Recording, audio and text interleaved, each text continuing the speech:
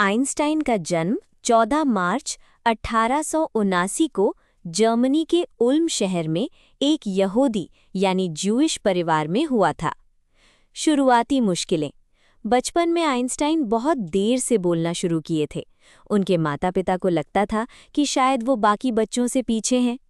विज्ञान में रुचि। जब वो 5 साल के थे, उनके पिता ने उन्हें एक मैग्नेटिक कंपास दिया था।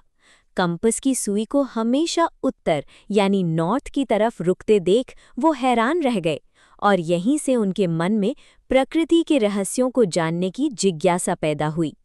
शिक्षा और संघर्ष 1996 से 1904। आइंस्टाइन को स्कूल का सख्त माहौल और रटने वाली पढ़ाई पसंद नहीं थी। उन्होंने स्विट्जरलैंड में अपनी आगे की पढ़ाई की।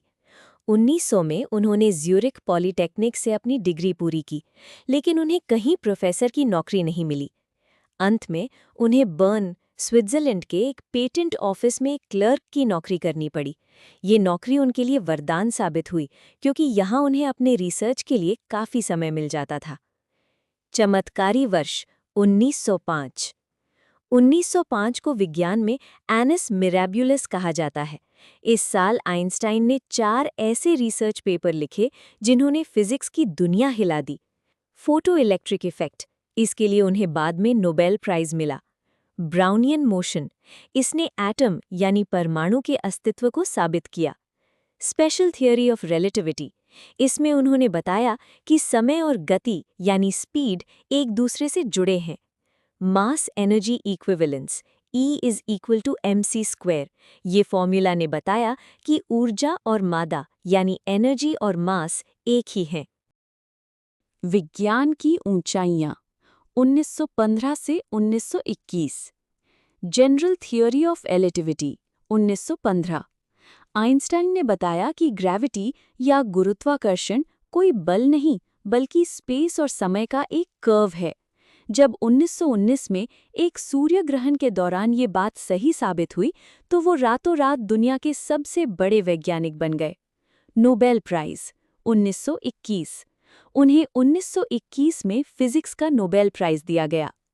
अमेरिका प्रवास और विश्व युद्ध 1933 से 1945।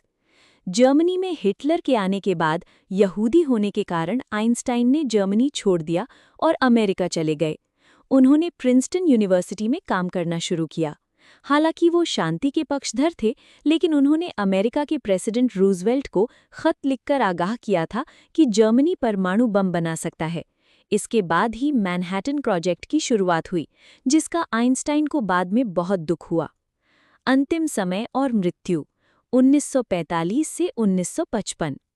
अपने आखिरी दिनों में वो यूनिफाइड फील्ड थियरी पर काम कर रहे थे, जिससे वो ब्रह्मांड के सारे नियमों को एक सूत्र में बांधना चाहते थे, जो कभी पूरा नहीं हो सका। 18 अप्रैल 1955 को 76 वर्ष की उम्र में प्रिंसटन, न्यू जर्सी में उनकी मृत्यु हो गई। एक दिलचस्प बात, आइंस्टाइन की मौत के बाद उनकी इजाज़त के बिना डॉक्टर टॉमस हार्वी ने उनका दिमाग निकाल लिया था, ताकि वो ये जान सकें कि आइंस्टाइन इतने बड़े जीनियस कैसे थे। रिसर्च में पाया गया कि उनके दिमाग का एक हिस्सा, पैराइटल लोब, आम लोगों से 15% बड़ा था, जो गणित और कल्पना के लिए जिम्मेदार होता है। आपको ये वीडियो कैसी लगी? कमेंट में ज़रूर बताएं और चैनल को सब्सक्राइब ज़रूर करें।